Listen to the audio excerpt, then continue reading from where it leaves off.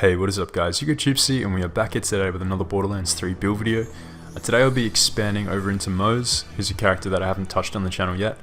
I've mostly been focusing on Flak, so if you guys are interested in Flak, I've got a whole playlist of Flak builds, Flak content on the channel, so go and check that out if you are interested. But yeah, today I'm going to be looking at Moze. Moze is probably, in terms of the game's life cycle at this point in time, probably the weakest of the 4 Vault Hunters in my opinion. You got Zane and Amara at the top, Flak middle of the pack, and Moze at the end in terms of raw DPS and survivability in endgame. So that being said, she is a really fun character, and I'm excited to see what I can come up with her in terms of builds, in terms of interesting synergies.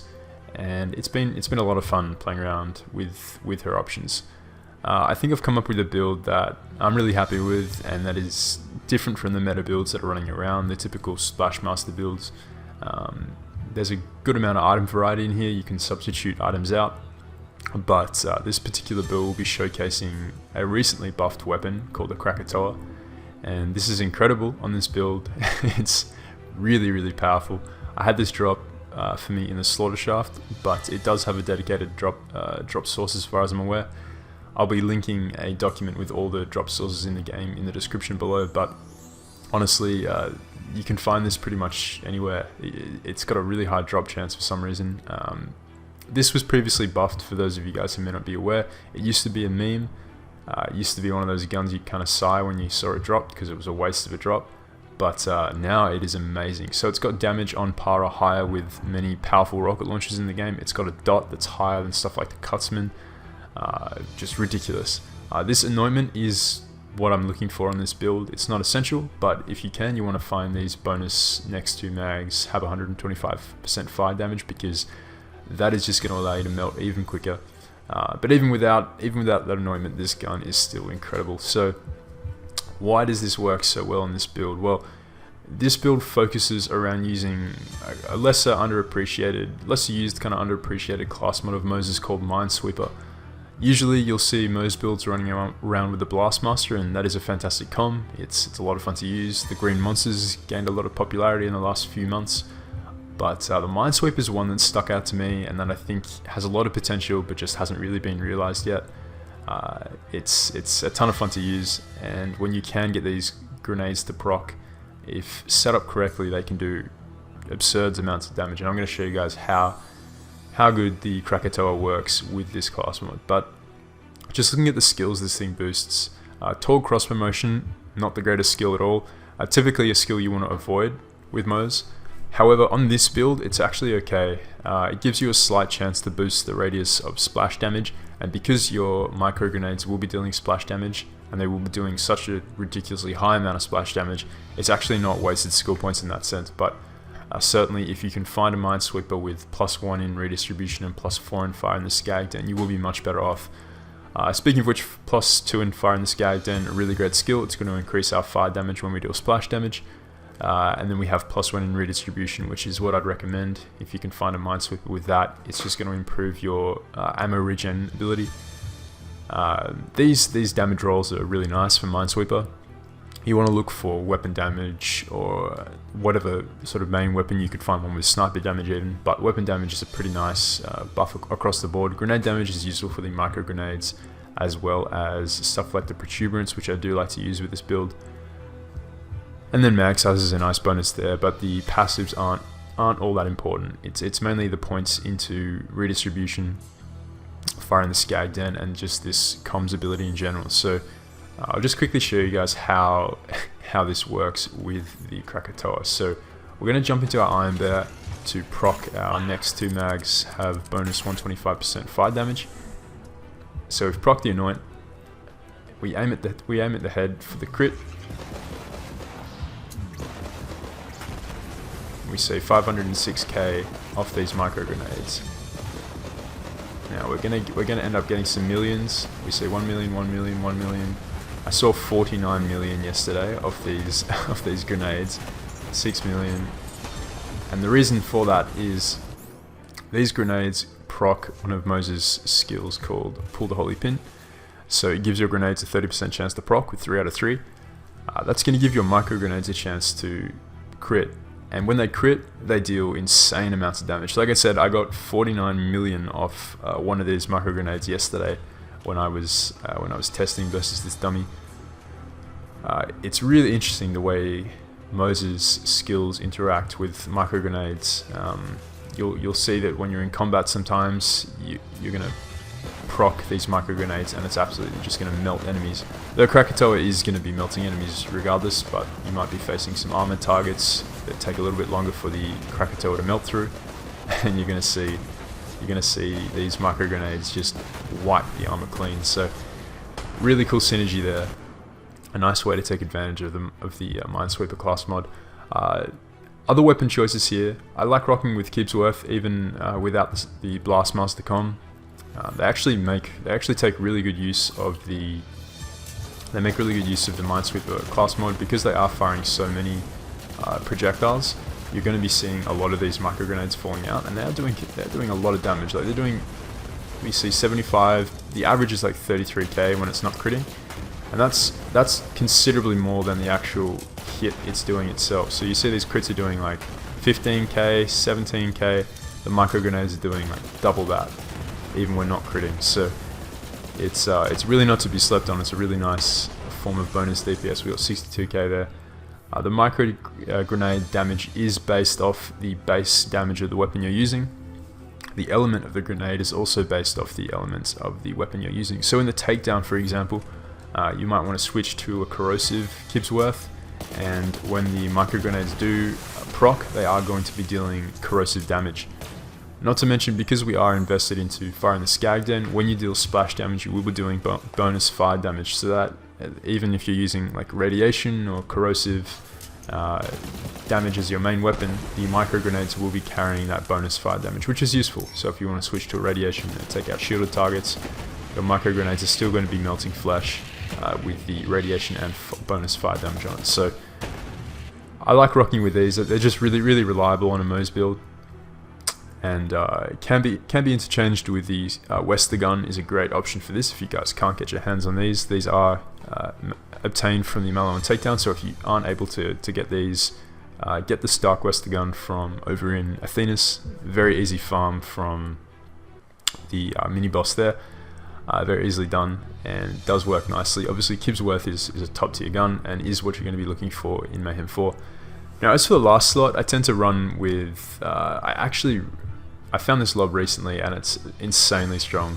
Another weapon that was used to be a meme was buffed recently.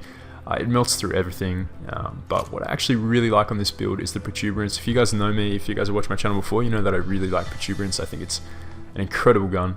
I've been using it recently on my Splash King Flak, which I put up, which just puts out ungodly amounts of damage.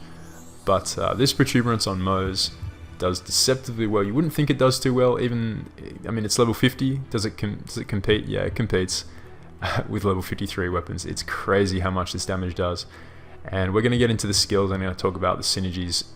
Synergies more with the Protuberance, this particular variant, why it works so well on Moze, but that bonus 125% after jumping out of Iron Bear does make a significant difference on this build. So you jump out, soften the targets, and then this bonus, the bonus damage from these, the bonus fire damage from the Anointment plus firing the Skag Den and Stoke the Embers, all the fire buffs we have in conjunction with the DPS skills from the Shield of Retribution tree that I'm going to dive into soon, does let this Protuberance melt through mobs. Even armored targets just fall over to it. So a lot of fun weapons to use here. Like I said, you can interchange the Wester gun with these. Other weapons that I tend to run on this build, the call weapons are a lot of fun with the Blastmaster com, really nicely proccing the Minesweeper com. I find these have great success with it, but the Krakatoa just eclipses most damage of most guns in the game. So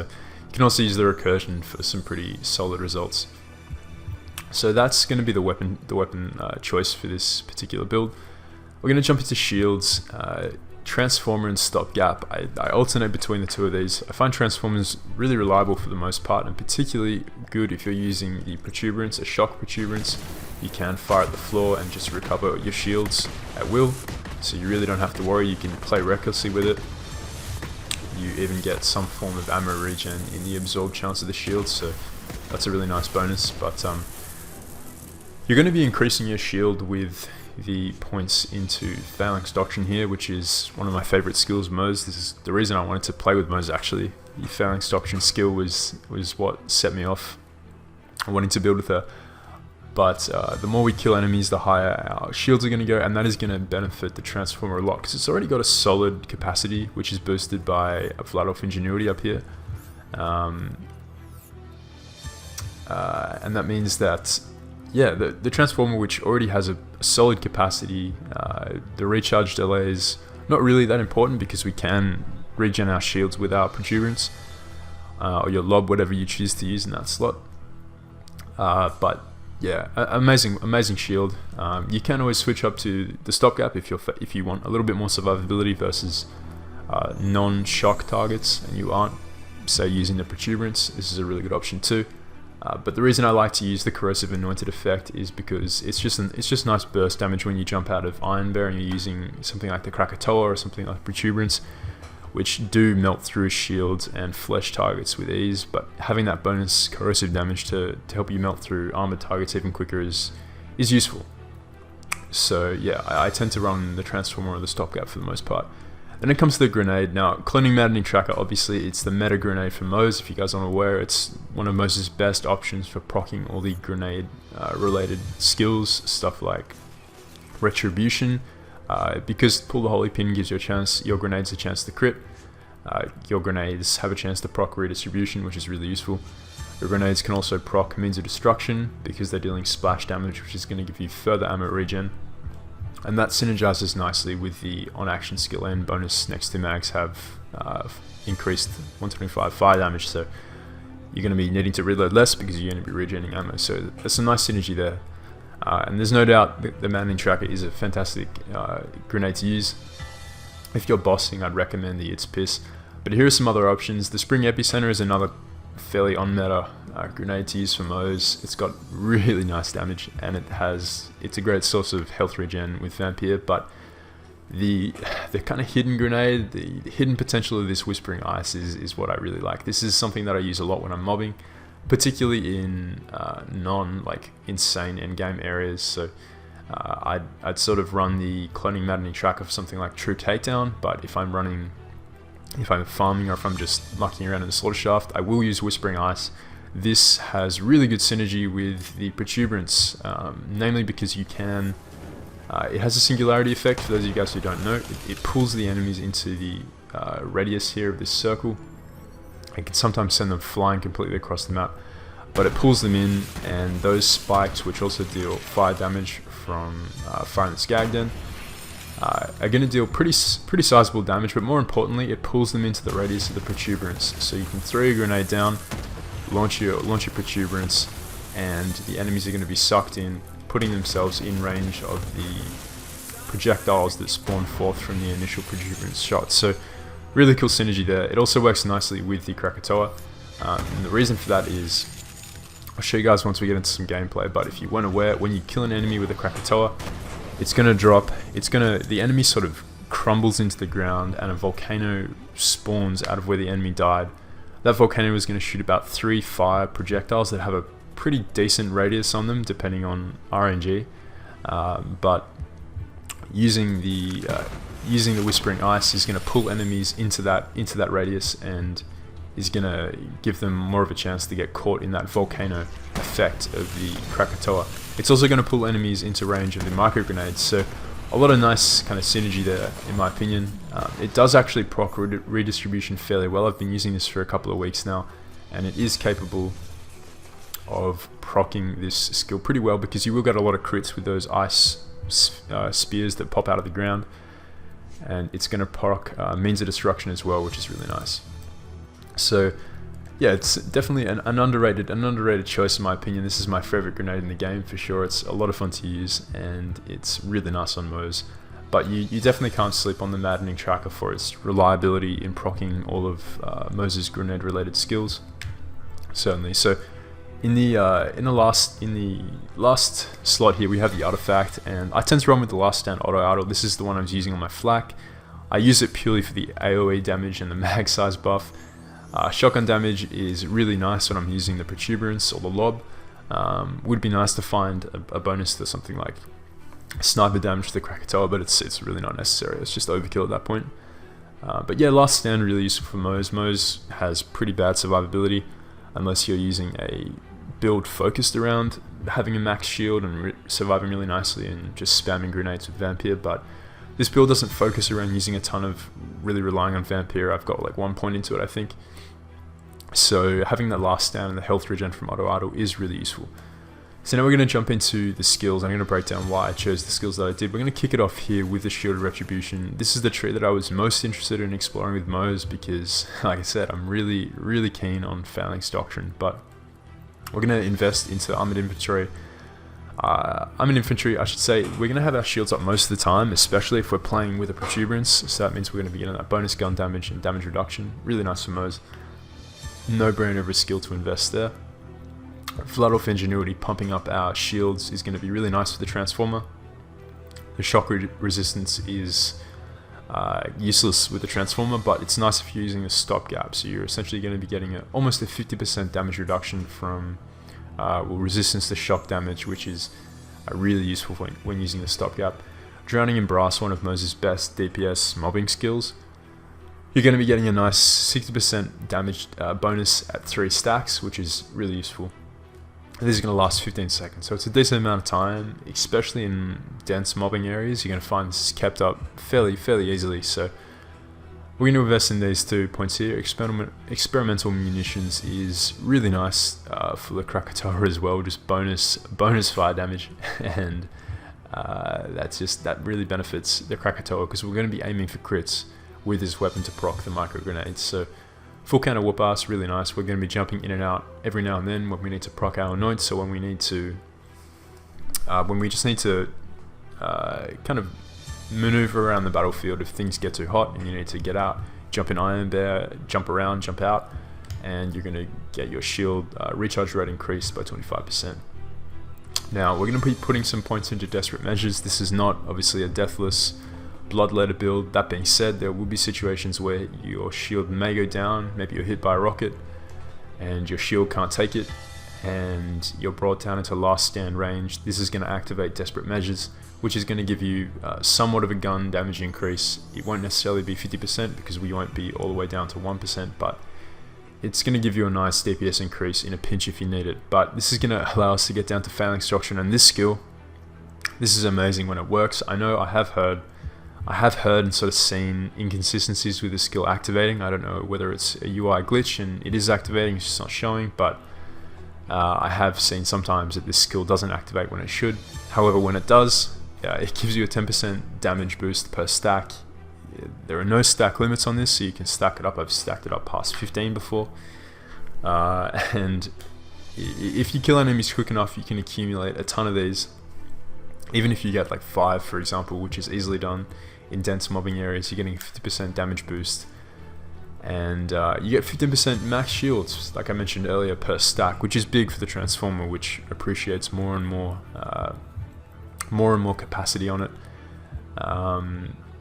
Just a fantastic skill overall, and something that I think can bump, something that I found bumps Moze's damage up to crazy levels. So we're gonna be kicking it off, rounding out this tree with Tenacious Defense. This skill is slept on, I think, because our Transformer is sometimes going to run out. We can actually allow it to run out if we want to get this Tenacious Defense buff, which is 30% gun damage and restoring our shields by 40%. That's nice for sure.